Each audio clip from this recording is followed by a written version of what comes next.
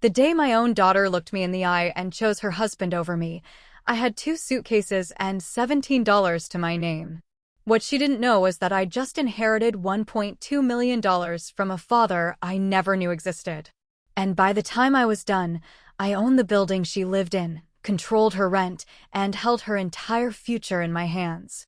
The complete story script. The champagne flute slipped from my manicured fingers, crystal shattering against Italian marble as I read the eviction notice.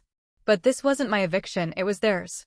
My name is Victoria Sterling, and 6 months ago, my daughter Emma threw me out of her apartment like yesterday's garbage. Today, I'm her landlord. But let me start from the beginning, because this story, it's about to get delicious. Comment below where you're watching from and subscribe. Trust me, you won't want to miss how this ends. Picture this, a 54-year-old widow, standing in her dead husband's closet, surrounded by Armani suits that still smell like his cologne. Robert had been gone 3 months, cancer took him fast, and I was drowning in grief. Our penthouse felt like a mausoleum, every corner whispering memories I couldn't bear. That's when Emma called. My beautiful, brilliant daughter, Harvard MBA, designer wardrobe, the kind of woman who could run boardrooms in Louboutins. Mom, you can't stay in that place alone, her voice crackled through the phone. Come stay with Marcus and me. Just until you figure things out. Marcus. Her husband of 2 years. A man who smiled with his mouth but never his eyes, who measured success in stock portfolios and treated kindness like weakness. But Emma loved him, or thought she did, so I packed my Louis Vuitton and moved into their Upper East Side apartment. Big mistake. The first red flag should have been the way Marcus looked at me during dinner, like I was an unwelcome guest overstaying her welcome. The second was how Emma suddenly became a different person around him. Quieter. Smaller. Always asking permission with her eyes. Victoria, Marcus said one evening, cutting his Wagyu steak with surgical precision. How long are we thinking this arrangement will last? I nearly choked on my wine. Excuse me. Well, he dabbed his mouth with the linen napkin. Emma and I are trying to start a family. Privacy is important. Emma stared at her plate like it held the secrets of the universe. My heart cracked a little. Of course, I managed. I'm looking at apartments. Good, Marcus interrupted. Because frankly, this setup is becoming uncomfortable. Uncomfortable. Like I was a stain on his perfect life. But here's where the story gets interesting. That night, unable to sleep, I was going through Robert's papers, insurance documents, investment portfolios, the mundane paperwork of a life ended too soon. Buried in a manila folder marked estate, I found something that made my world tilt. A sealed letter. Addressed to me. From someone named Harrison Sterling. Sterling. My maiden name. My hands trembled as I tore it open. The letterhead was expensive, embossed. Sterling Industries, a name I'd seen on billboards, a real estate empire worth hundreds of millions. My dearest Victoria, if you're reading this, I'm gone, and my lawyers have finally found you. Was your father. The man who loved your mother desperately but could never claim you publicly. I've watched your life from afar. Your wedding to Robert, your success, your beautiful daughter. I'm proud of the woman you became. I've left you something. Not money, power. 51% of Sterling Industries. You are now the majority shareholder of a real estate empire worth $500 million. Use it wisely. Your father, Harrison Sterling, I read it 17 times. Then I called the lawyer whose card was paper-clipped to the letter. By morning, I wasn't just Victoria Sterling, grieving widow. I was Victoria Sterling, real estate mogul. And I had plans. But first, let me tell you about the night they threw me out. It happened during Sunday brunch. Marcus was reading the Financial Times, Emma was scrolling Instagram, and I was trying to make conversation about a museum exhibit when Marcus suddenly slammed his coffee cup down. This is ridiculous, he announced. Victoria, we need to talk. Emma's face went white. She knew what was coming. Marcus, not now, she started. When, Emma? When is a good time to discuss the elephant in the room? His voice was ice-cold precision. Your mother has been here 4 months. For months of tiptoeing around our own home, of postponing our plans, of feeling like strangers in our own space. I felt my cheeks burn. I can find somewhere else. You should have found somewhere else months ago. Marcus didn't even look at me. He was talking to Emma like I wasn't there. I've been patient, but enough is enough. This is our home, our life, our future. She needs to go. The silence stretched like a taut wire. Emma's eyes filled with tears, but she wasn't looking at him. She was looking at me. Emma, I whispered, say something. She opened her mouth. Closed it. Opened it again. Maybe Marcus is right, Mom. Maybe it would be better if you found your own place. The world stopped. My own daughter, the child I'd raised, sacrificed for, loved unconditionally, was choosing him. Emma, I'm sorry, Mom. But we need our space. I stood up slowly, dignity wrapped around me like armor. Of course. I'll pack today. Marcus smiled. Actually smiled. Like he'd won some twisted game. I'll have a car service take you to a hotel, he said magnanimously. Just until you find something permanent. I looked at my daughter one last time. She was crying now, but silently, like she'd learned to do everything around him. Don't, I said quietly. I'll manage. 2 hours later, I was standing on the sidewalk with my suitcases, watching their doorman pretend not to see me. Emma never came down. Never even looked out the window. That was their first mistake. Their second was underestimating me.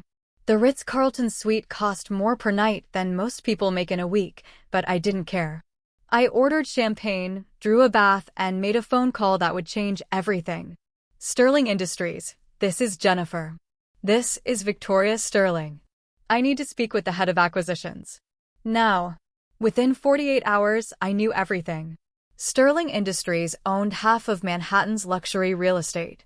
And I'd just inherited controlling interest in all of it. Marcus worked for Goldman Sachs. Emma was a marketing director at a boutique firm. They lived in a beautiful pre-war building on East 78th Street.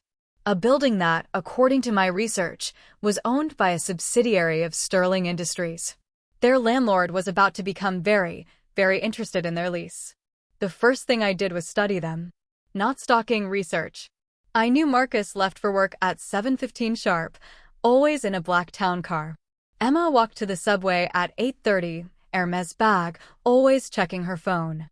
They ordered takeout 3 nights a week, always Thai, always from the same place. They had a routine, a comfortable life. About to become very uncomfortable. I started small. A notice about building renovations that would require temporary rent adjustments. Nothing dramatic, just a 15% increase to cover essential improvements. The response was immediate. Marcus called the building management office, his voice sharp with entitled indignation. This is Marcus Fleming in 12B. What's this nonsense about a rent increase?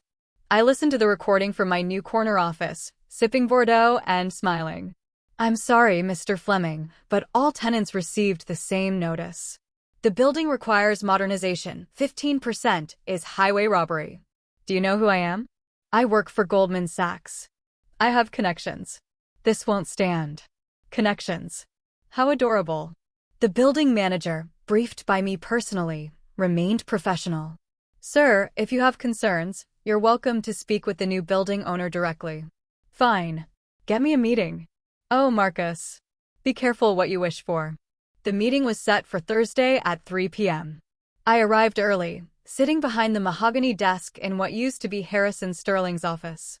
The walls were lined with photographs, groundbreaking ceremonies, handshakes with mayors, a real estate dynasty built from ambition and steel. Marcus arrived in his usual armor, $1,000 suit, gold watch, the swagger of a man who'd never been told no. He didn't recognize me at first. Why would he? The woman he dismissed was broken, grieving, small. The woman behind the desk wore Saint Laurent and authority in equal measure. Mr. Fleming, I said without looking up from the contract I was reviewing. Please sit. He sat, already launching into his practice speech. MS. Sterling. Victoria Sterling. I finally looked up, watching his face as recognition dawned like a slow sunrise. His mouth opened slightly. The color drained from his cheeks. You, he breathed. Me, I confirmed, my voice silk over steel. Surprised? This is impossible. You're Emma's mother. You were living in I was living where you allowed me to live, I corrected. Until you decided I'd overstayed my welcome. Remember? Our home, our life, our future. Marcus gripped the arms of his chair. I could see his mind racing, calculating, trying to find an angle, an escape route. The rent increase, I continued, is actually quite reasonable for a building of this caliber. However, given our history, I'm prepared to offer you a choice. A choice. I slid a document across the desk. Option 1. Accept the increase, sign a new lease, continue living here under my ownership. I promise to be a very attentive landlord. His hands shook as he read. And option 2? Move. I smiled, the expression sharp as a blade. I believe you said something about privacy being important. This would certainly give you all the privacy you need. Marcus stared at the contract, jaw clenched. You can't do this. I not only can, Marcus, I already have. Sterling Industries now owns this building and 14 others in Manhattan. Your lease expires next month. The choice of renewal is entirely mine. Emma doesn't know about this, he said, desperation creeping into his voice. No, I agreed. She doesn't. But she will. The question is, how do you want her to find out? Through a conversation with you, or through an eviction notice? The next part of this story gets even better. Marcus left without signing anything, but I could see the defeat in his shoulders. He was a man who controlled everything, his schedule, his investments, his wife. Suddenly finding himself at the mercy of the woman he'd discarded? It was delicious. Emma called that night. Her voice was small, confused. Mom? Marcus said, he said you own our building now. Hello, darling, I said, adjusting my position in my new Tribeca penthouse. How are you? Mom, please. Is it true? Which part? That I own your building? Yes. That I inherited a fortune from the father I never knew? Also yes. That your husband is currently panicking because he realized he made an enemy of the wrong woman? Absolutely yes. Silence. Then, Mom, I'm so sorry. About what we said, how we. God, I'm so sorry. Are you Emma? Or are you sorry because now you need something from me? I heard her breath catch. That's not fair. Fair. The word tasted bitter. Was it fair when you sat there silent while your husband called me a burden? Was it fair when you chose his comfort over your mother's dignity? Was it fair when you let me walk out of your life without a single word of protest? She was crying now. I could hear it in her voice. I was scared, Mom. Marcus, he gets so angry when things don't go his way. I thought if I just kept the peace, you thought if you sacrificed me, your problems would disappear. Yes, she whispered. And I hate myself for it. Finally. Some honesty. Emma, I said, my voice softening despite myself, I didn't do this to hurt you. I did this to show you something.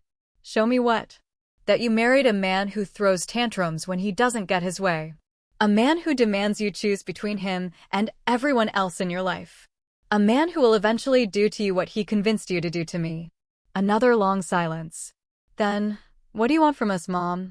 I looked out at the Manhattan skyline, lights twinkling like scattered diamonds. I want you to choose, Emma. Really choose. Not because you're scared, not because it's easier, but because you know what's right. And if I choose wrong? Then you'll learn to live with the consequences. But the real twist? Emma's choice wasn't the one I expected. 3 days later, Emma showed up at my penthouse alone. She looked different, younger somehow, like she'd shed an invisible weight. Her Hermes bag was gone, replaced with a simple leather tote. Her wedding ring was missing. I left him, she said without preamble. I set down my coffee cup. Emma, I left him, Mom. 2 nights ago. I'm staying at Sarah's place in Brooklyn. She sat down heavily on my white leather sofa. He went ballistic when I told him. Started screaming about how you'd turned me against him, how you were manipulating our lives. And I realized he was right. You were manipulating our lives by showing me what my life actually looked like from the outside. She looked up at me, eyes clear for the first time in months. Do you know what he said when I told him I was leaving? I waited.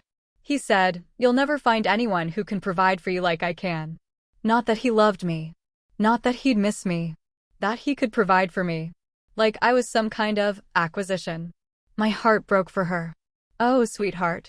I've been thinking about what you said. About choosing. And I realized I haven't been choosing anything for the past 2 years. I've just been reacting.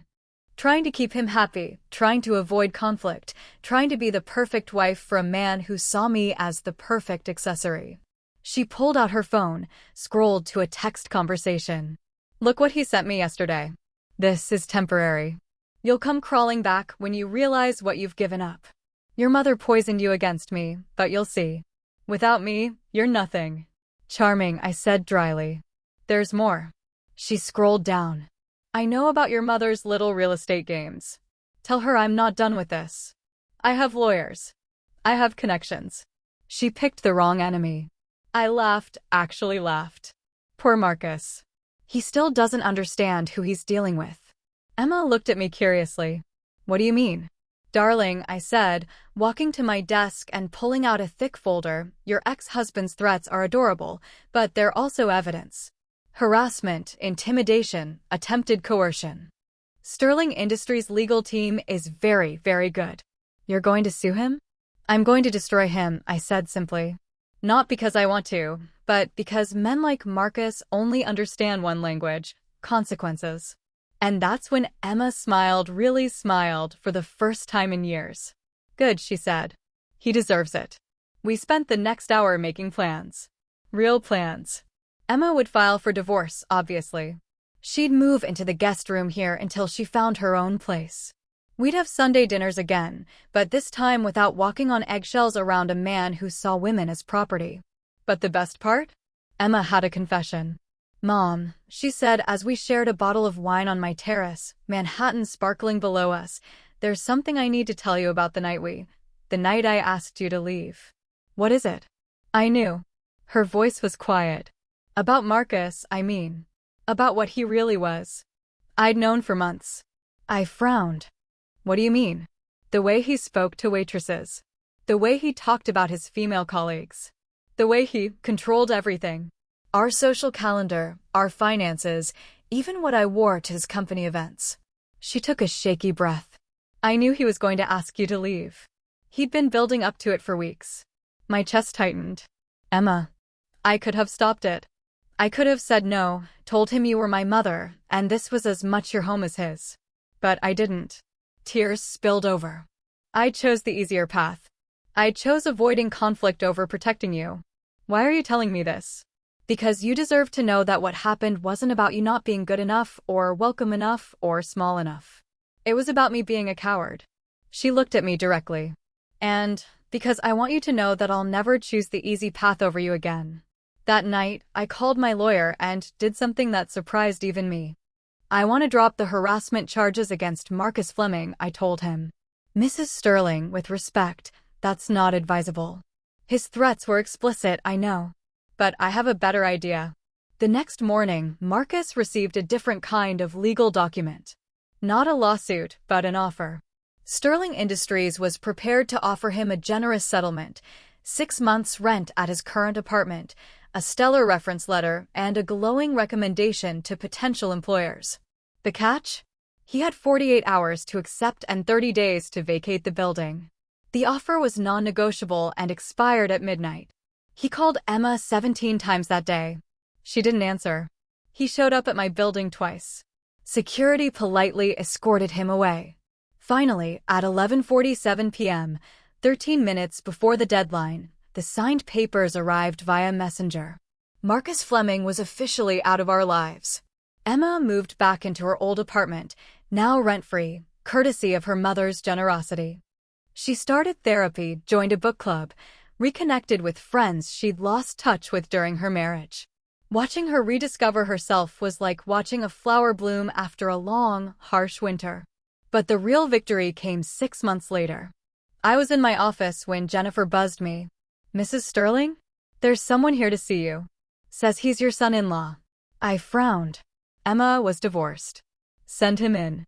The man who walked through my door was nothing like Marcus. Tall, yes, but gentle. Kind eyes, rumpled sweater, the easy confidence of someone comfortable in his own skin. He carried a small velvet box. Mrs. Sterling? I'm David Chin. I'm hoping to be your son-in-law. I raised an eyebrow. Are you now? I'm in love with your daughter, he said simply. Have been since college, actually. We dated then, but I was too focused on my residency, and she thought she wanted someone more established. He smiled ruefully. Turns out established isn't the same thing as good. And you think you're good? I think I love Emma for who she is, not who I want her to be. I think she deserves someone who sees her strength, not someone who wants to diminish it. And I think... He paused. I think you deserve a son-in-law who respects the woman who raised the person he loves. I studied him for a long moment. What do you do, David? I'm a pediatric surgeon at Mount Sinai. I work with kids who've been through trauma, helping them heal. He smiled. Emma says I have gentle hands. Emma was right. And you want my blessing? I want your approval. Emma says your opinion is the only one that matters to her now. I looked at this man, really looked at him. He wasn't wealthy like Marcus. His watch was simple, his clothes understated. But his eyes were honest, and when he spoke about Emma, his whole face lit up. David, I said finally, if you hurt my daughter, I will end you. Do you understand? Yes, ma'am. Good. Then you have my blessing. The wedding was beautiful. Small, intimate, held in the garden of my Hamptons estate. Emma wore her grandmother's pearls and a smile that could have powered the entire East Coast. David cried during his vows, actually cried, and when he promised to love and protect my daughter, I believed him. Marcus sent a wedding gift. A crystal vase with a note. Congratulations on your happiness. I hope this one lasts longer than the last. Emma threw it in the trash without opening the box. During the reception, as I watched my daughter dance with her new husband, Jennifer approached me with a tablet. Mrs. Sterling? The quarterly reports are in. Sterling Industries is up 38%. The Manhattan residential portfolio alone has generated over $200 million in revenue this year. I barely glanced at the numbers. That's nice. There's something else, she said quietly. We've had an inquiry about the East 78th Street building. Someone wants to buy it. Who? Marcus Fleming. Through a shell company, but our research team identified him as the buyer. He's offering 20% above market value. I laughed. Actually threw back my head and laughed until tears ran down my cheeks. He wants to buy back his old building? Apparently so. What should I tell him? I watched Emma twirl in David's arms, her face radiant with joy. I thought about the woman I'd been 6 months ago, broken, dismissed, invisible. I thought about the woman I was now, powerful, respected, surrounded by people who valued me. Tell him, I said, that Sterling Industries isn't interested in selling. But if he'd like to rent, we have a lovely studio apartment available. 5th floor walk-up, no elevator. Perfect for someone starting over. Some might call it petty. I call it poetic justice. As the evening wound down and guests filtered home to their lives, Emma found me on the terrace, looking out at the ocean. Mom, she said, settling beside me, thank you. For what? For not giving up on me. For showing me what real strength looks like. For teaching me that I'm worth more than just avoiding conflict. I took her hand, no longer the trembling, uncertain grip of a scared woman, but the firm clasp of someone who'd found her power. Emma, I said, the day you chose to leave Marcus wasn't the day you found your strength. It was the day you remembered it was always there. She leaned against my shoulder, and we sat in comfortable silence as waves crashed against the shore below. In the distance, Manhattan glittered like a promise, and I realized something profound. Revenge isn't about making them pay. It's about making yourself whole. I didn't set out to destroy Marcus Fleming.